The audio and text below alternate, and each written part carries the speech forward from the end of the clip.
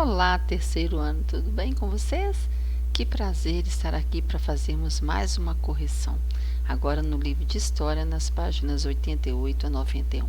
Acompanhe com a sua professora, coletando o que é produzido. Você já parou para refletir que aquele pacote de biscoito, a garrafinha de suco ou palito de picolé que você consome se transformam em lixo depois de descartados? Para onde você imagina que vai todo o lixo que é produzido pelas pessoas? Antigamente não havia um sistema de coleta de lixo, nem uma rede de esgoto no Brasil. Assim, em cidades como o Rio de Janeiro, os restos de comida e de produtos, além dos excrementos, eram guardados em baldes de madeira até serem conduzidos e despejados por escravizados em lugares como os rios ou o mar. Tudo isso acontecia porque as pessoas ainda não sabiam que acumular lixo poderia causar problemas à saúde. Apenas com a modernização das cidades, com o risco de surtos de doenças, o governo passou a se preocupar com a coleta de lixo e o tratamento de esgoto. Primeiramente, a coleta era feita por carroças puxadas por cavalos. Com o surgimento dos automóveis, a coleta de lixo passou a ser feita por meio de caminhões próprios para essa atividade. Que bom, né? No passado, os escravizados que conduziam o lixo eram chamados de tigres, em razão das marcas que a sujeira deixava na pele quando escorria dos baldes. Então vamos ver lá. No Brasil, o lixo que vinha dos caminhões de coleta foi destinado por muito tempo a lugares conhecidos como lixões. Nesses lixões, olha aqui, hoje nós chamamos de aterro sanitário, mas antes eram lixões. Lá, todo o lixo era depositado a céu aberto sem nenhum tratamento. Isso fazia mal à saúde das pessoas que frequentavam ou moravam próximos a eles. Sabendo dos prejuízos causados pelos lixões, o governo brasileiro ordenou o fim desse tipo de depósito de lixo. Agora devem ser utilizados os aterros sanitários, onde o lixo é compactado e coberto por terra, causando menos prejuízo às pessoas e ao meio ambiente. Os municípios brasileiros têm até o próximo ano 2021 para desativar todos os lixões que ainda estão em atividade. Já o serviço de esgoto, que nem mesmo existia no passado, hoje conta com canais subterrâneos, os quais conduzem as águas da chuva e os dejetos produzidos pelas pessoas e indústrias para o tratamento adequado antes de seu desfecho nas águas dos rios ou do mar. Devido à importância da coleta do lixo e do tratamento de esgoto para a higiene dos lugares, a saúde das pessoas e a preservação do meio ambiente, esses serviços foram considerados por lei serviços públicos essenciais. Você estudou que as pessoas produzem muito lixo diariamente, o que faz com que precisem tratar e dar um fim a todo o lixo que produzem. Nem tudo que é descartado, no entanto, é lixo de verdade, pois há materiais que podem ser reaproveitados e reciclados se forem conduzidos aos locais adequados. Muito bem. Então vamos continuar a leitura do nosso texto. Para estudar para a prova de história, Lito precisa entender o processo de coleta do lixo realizado no Brasil ao longo do tempo. Ajude-o a estudar, numerando de 1 a 5 os acontecimentos listados de acordo com a ordem que acontece. Então vamos ver.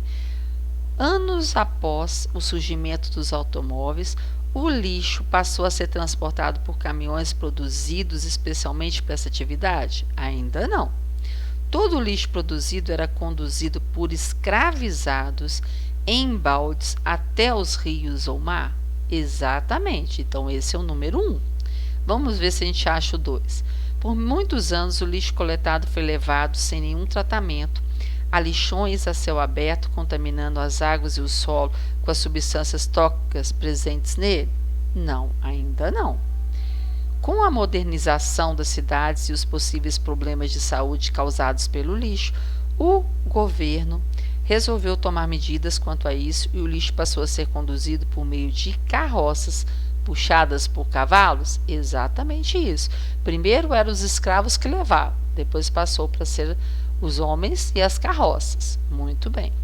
Depois, anos mais tarde, o surgimento dos automóveis, o lixão passou da carroça para ser transportado por caminhões, produzidos especialmente para essa atividade. Então, aqui é o número 3.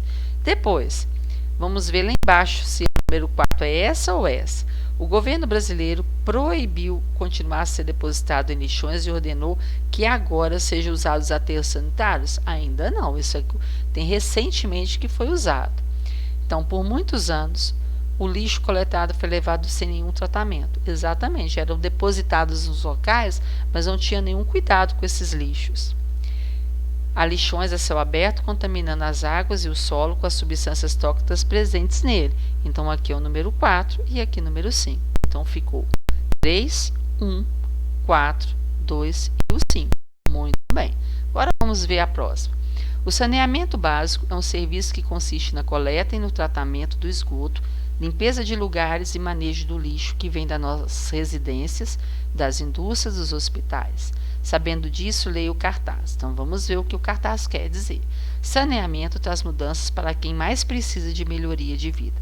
Saneamento é mais saúde e menos fila no hospital, especialmente para as mulheres, crianças e idosos.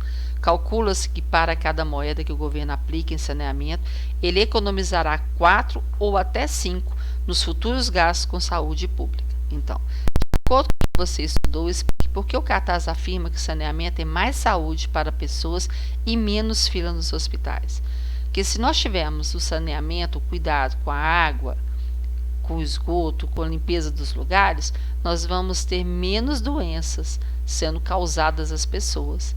Então, se a gente tiver uma limpeza e um tratamento do lixo, do esgoto, e nós tivermos limpeza ao redor de nossas casas, nós não teremos doença. Consequentemente, nós não vamos precisar ir para a fila, né, dos hospitais, não é mesmo? Você já ouviu falar nos catadores de lixo? Sabe qual a importância do trabalho das pessoas? Pesquise e escreva resumidamente quem são os catadores e qual a importância das atividades realizadas por eles no processo de coleta produzido todos os dias. Então, o que vocês pesquisaram?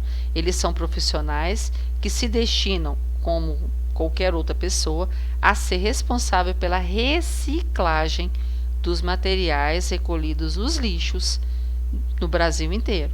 Essas pessoas separam o lixo por tipo de material: plástico, metal, vidro, papel. Após a coleta do material e a separação, eles vendem o que recolheram para as empresas que trabalham com o reaproveitamento desses materiais e fazer assim a reciclagem. A importância do serviço deles é muito grande, porque vai diminuir a quantidade de lixo que vai para os aterros sanitários. E outra, nós vamos precisar tirar menos matérias-primas da natureza para fazer os produtos que a gente utiliza.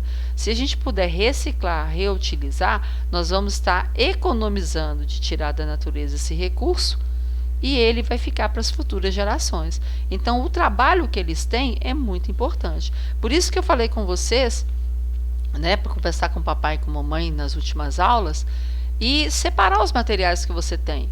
Eu te dei o exemplo que eu faço aqui na minha casa.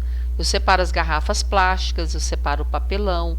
Esses materiais que aqui na minha rua passam 2 tipos de catadores. Um que pega essa parte plástica e outros que pegam papelão e papel. Então, quando eu tenho papelão e papel, eu já deixo numa sacolinha, num saco de lixo separado. Eu escrevo lá papelão. Então, essa pessoa que usa, que coleta esse material, ela leva. Ela não precisa abrir os outros lixos que eu tenho, orgânicos, restos de comida, alguma coisa assim. Ela não precisa abrir esse pacote na minha calçada, por exemplo. Por quê? Porque eu já deixei separado para ela. Então, ela já vai pegar daqui, já vai levar separado, chega lá, ela coloca onde ela tem que colocar e passar para as empresas que compram esse tipo de material. E isso eu vou estar ajudando o quê? A reduzir a quantidade de lixo que vai para o aterro sanitário. Porque eles não vão mandar esse lixo para o aterro. Eles vão mandar para o reaproveitamento. Isso é bacana. Então, vamos ver o que a gente terminou de aprender. Você viu que diariamente diversos serviços são oferecidos nas cidades para atender às necessidades das pessoas. Agora que o capítulo acabou, que tal relembrar? Então vamos ver. Os serviços privados não são garantidos pelo governo e não são oferecidos com exclusividade por ele, podendo ser oferecidos por pessoas e empresas com autorização. Alguns exemplos de serviços privados são oferecidos no salão de beleza, no shopping, no supermercado, nos pet shoppings, isso mesmo. Os serviços públicos são aqueles que o governo deve garantir que sejam oferecidos para todas as pessoas, como o transporte público, a iluminação das ruas e a coleta de lixo. Apesar de serem de responsabilidade do governo, esses serviços são pagos pela população por meio dos impostos, das tarifas e das taxas que existem. Outro serviço público essencial é o tratamento de esgoto, que hoje é levado e tratado por meio de canais subterrâneos antes de ser despejados em rios ou no mar. Depois, são considerados serviços públicos essenciais os que são fundamentais para a vida das pessoas, pois se não forem oferecidos, podem colocar em risco sua sobrevivência, saúde e segurança. É o caso da nossa, saúde pública. A coleta de lixo, por sua vez, é realizada com a ajuda de caminhões que devem transportar o lixo até os aterros sanitários para que ele seja compactado e coberto por terra, não causando danos ao meio ambiente e à saúde das pessoas. A produção e a distribuição de energia elétrica é um serviço público essencial. No passado, a iluminação das ruas era feita por meio de lampiões que precisavam ser acesos manualmente. Ainda é possível encontrar esse objeto em algumas cidades brasileiras, mas hoje ele é mais usado para decorar os lugares, até como recordação. Atualmente, a energia elétrica é produzida e distribuída por empresas diversas, sendo um serviço fundamental para a realização de diversas atividades na cidade. Se nós não tivéssemos a iluminação das nossas ruas, seria muito difícil para quem estuda à noite, para quem trabalha à noite, retornar para suas casas. Por isso que esse serviço ele é cobrado em toda a conta de luz, porque cada família, cada pessoa, cada morador contribui para que a luz nas nossas ruas não falte. Então é muito importante que a gente tenha isso em mente, que nós precisamos da energia elétrica. Mas uma outra coisa importante, devemos economizar a energia em nossas casas. Não deixe de fazer a correção, ok? Te aguardo no próximo. Um grande beijo para você.